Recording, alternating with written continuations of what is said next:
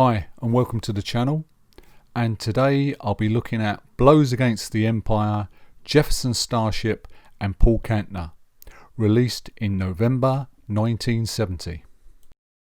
Back in 1970, Paul Kantner, the leader of Jefferson Airplane, had started to make demo tapes for a follow-up record to the Airplane's successful Volunteers album.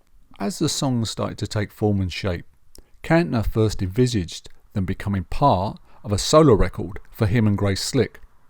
But then as the project and concept evolved even more, it became an all-star lineup of some of the West Coast of America's greatest musicians.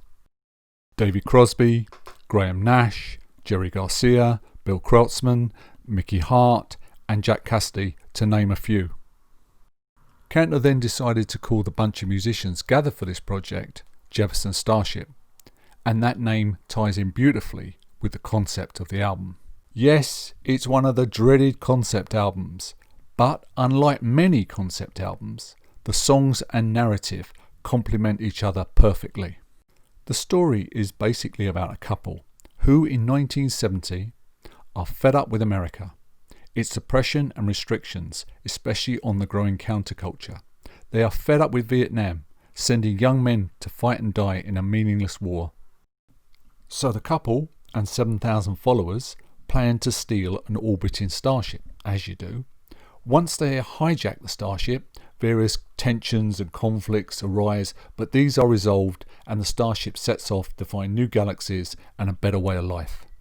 Kantner admitted that the story has its origins in Methuselah's Child by the famous science fiction writer Robert Heinlein. Kantner actually wrote to Heinlein and asked his permission to use his ideas.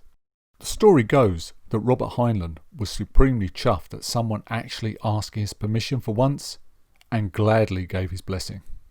Blows Against the Empire, back in the 70s, was actually nominated for a Hugo Award in the category of Best Dramatic Science Fiction Presentation. Unfortunately, the year it was nominated, the awards were cancelled.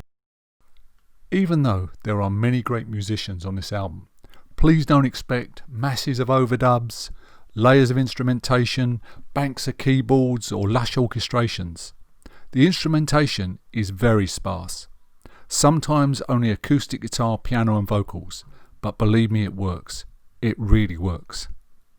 The album kicks off with the proto-grunge of Mau Mau American. It's a call to arms. I'm alive.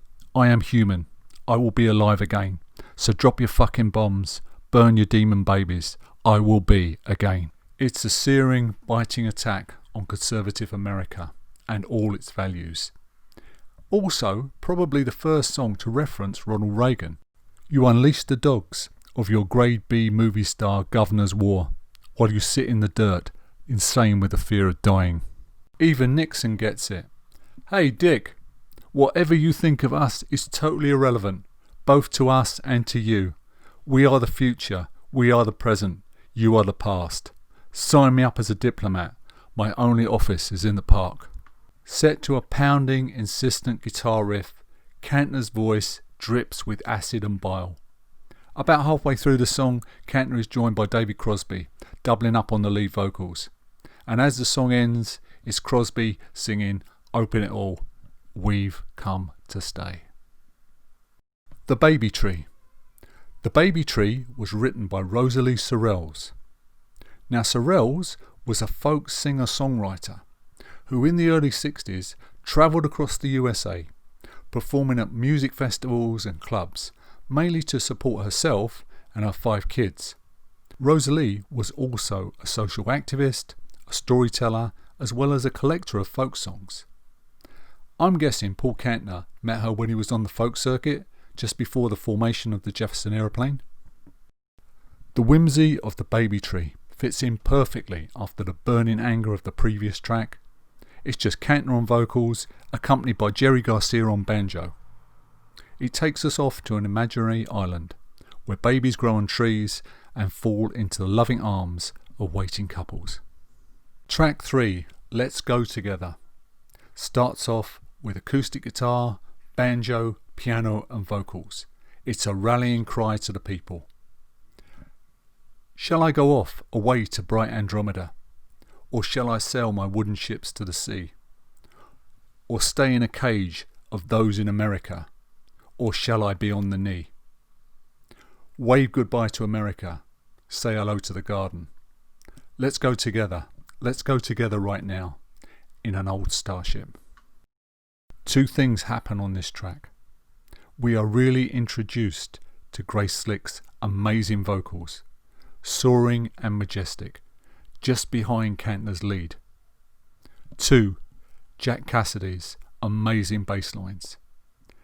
Cassidy, along with Jack Bruce, Chris White, John Entwistle, was one of the first guys to make the bass guitar more than just a part of the rhythm section, and to give it its own voice. Let's Go Together, like so many of the songs on this album, just bursts with melody and great hooks. Next up, A Child Is Coming. This starts off bright and jaunty. You have Kantner on lead vocals and acoustic guitar, Grace Slick on lead vocals and piano, and they're joined on the harmonies by David Crosby. You have Jerry Garcia on electric guitar and Jack Cassidy on bass. Then at 1 minute 35 seconds, the song changes completely. Garcia drops out, Cassidy's bass is pushed right to the forefront, and all you are left with is Cassidy's seismic bass lines, acoustic guitar and piano. Kantner's, Slick's and Crosby's vocals just dance around, weave in and out of each other. It's like three moths dancing around a flame. It's just beautiful and stunning. And after all these years, 50 years, it still has the same impact on me as it did when I first heard it. Sunrise. This is one of Jack Cassidy's finest performances. I promise you, you'll never hear a bass guitar sound quite like this. When I first bought this album, Cassidy's bass lines would actually make stuff in my room vibrate. Jack is ably accompanied by Grace Slick on multi-track vocals, with, to my ears, David Crosby joining in on the harmonies. Sunrise is Grace at her most cutting and acerbic. Sunrise, surprise. Civilized man, you were keeper to me. Now your animal is free, and you're free to die. Die. You're old and your hands are grey. You're old, go home and stay. We've all heard your dirty stories. 2,000 years of your goddamn glory.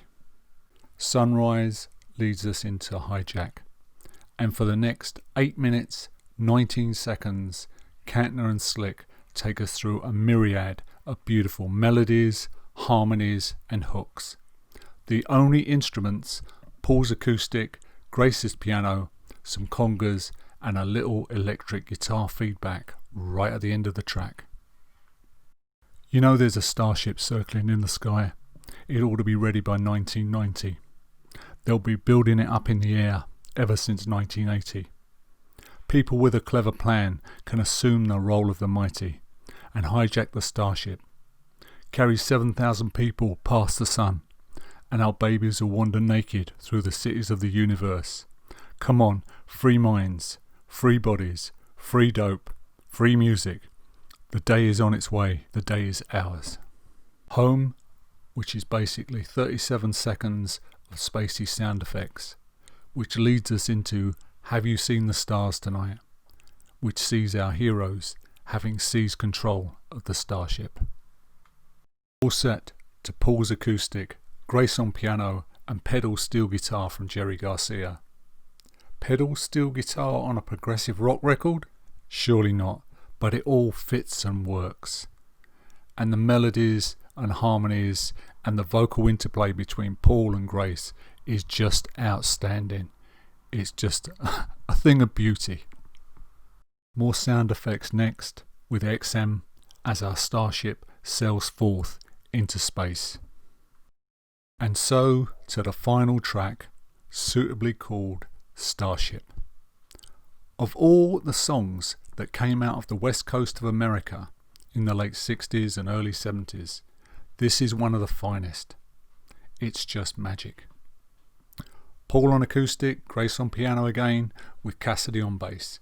Jerry Garcia on liquid lead guitar giving one of his finest performances. For the last 10 minutes or so, I banged on about Paul and Grace's vocals, and just when you think they couldn't get any better, they top it with this track. Beautiful, powerful, soaring and majestic. Listen also to Cassidy's bass dueling with Garcia's guitar, and it's a fantastic end to a fantastic album. So my last words are, if you've never heard this album, please trust me, go and have a listen to it, invest some time into it. It's on YouTube, or even buy it. I promise you won't be disappointed. If you love classic rock music, this is an absolute gem. Thanks for listening, and I'll see you in the next one. Cheers.